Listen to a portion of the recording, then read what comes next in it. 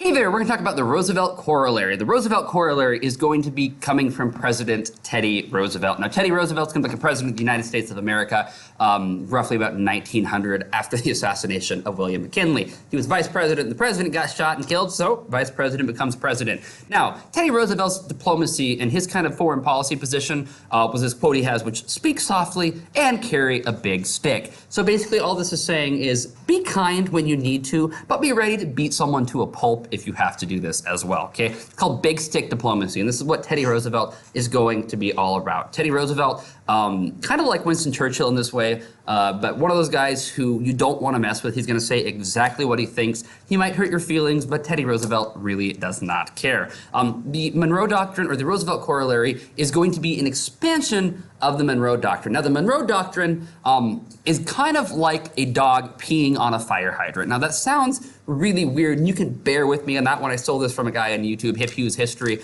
But the important thing to realize about this, Monroe Doctrine states that the United States is going to interfere when any country tries to get involved with what's going on in this sphere of influence. It's a good key term to know. So when any country tries to get involved in Latin America or Central America or South America, the United States is going to get involved. This is basically the American version of marking their territory. So just like a dog pees on his territory to say, this is my territory, get out of my hood, bro, woof woof. Just like a dog's gonna be doing that, this is pretty much the American version of peeing on a fire hydrant, okay? Marking your territory, you're good to go. So Monroe Doctrine, dog peeing on a fire hydrant, okay? Americans marking their territory.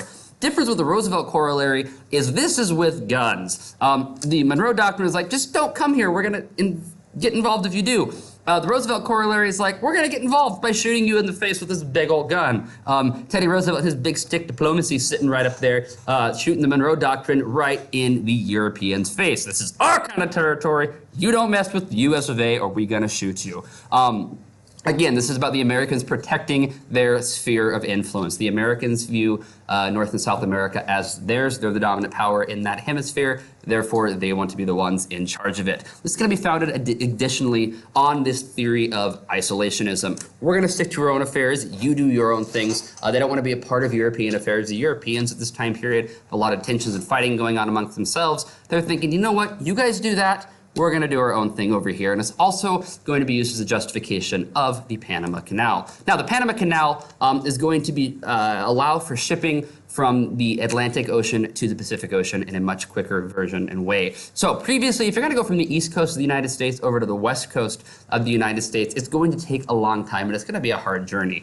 So previously, you can go by land, but that's going to take about 4 months to go across the continent of North America. You can go by boat. You can totally do it by boat, which just means you're going to go from New York City all the way down up into San Francisco. It's going to be a 13,000-mile journey. It's going to take you roughly 6 months. Or you can take a boat down to Panama, this region of Cuba, or Colombia at this time period. You go down here, it's gonna go down to there, you're gonna hop off your boat, you're gonna go across the land, it's about a 50-mile journey, very, very dangerous, and then you can hop on another boat and go up to San Francisco. It's gonna take you about 2 months. However, there's a good chance you might die as you're trekking across the land in Panama.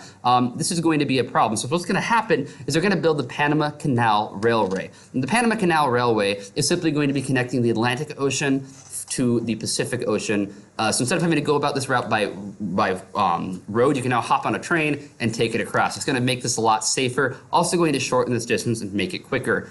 This is gonna be very, very popular. Stock prices for the Panama Canal Railway are just like through the roof, making a ton of money. Everyone wants to be involved in this. Then President Teddy Roosevelt, with his Roosevelt Corollary, he's gonna think, why not build a canal?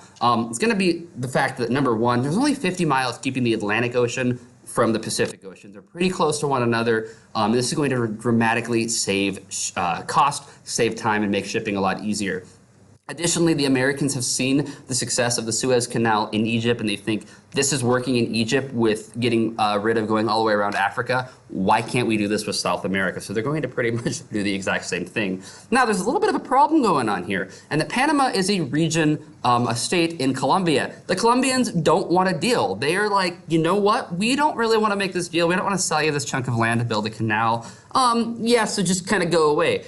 So Teddy Roosevelt's solution was, let's start a revolution. We're going to start a democratic revolution in Colombia, so that these people in the state of Panama can fight against Colombia, declare their independence, and then they'll trade with us. This is exactly what Roosevelt is going to have happening. So the Panama Canal is what it's going to be is right through here. It's a series of different locks. So you can open one set up. Okay, the water is going to flow in there with the boat. You close it. Then you open up the next one. As that water rises, as does the boat, you're going to do this all the way to Gatun Lake, which is going to be the middle, and then you can start going down the other direction, okay, into the Pacific Ocean or the Atlantic Ocean. And it's going to allow for a much quicker version of ships getting from one side to another. There's going to be a lot of tension going on here. It is going to be considered international waterways. The Americans are going to have a big influence in this. Finally, in the early 90s, the Panamans, or people from Panama, are going to be able to control this region, once again, control the canal. However, at this time period, ships are now larger than they were at this time, meaning the people in Panama have to expand the canal, building it pretty much over all again.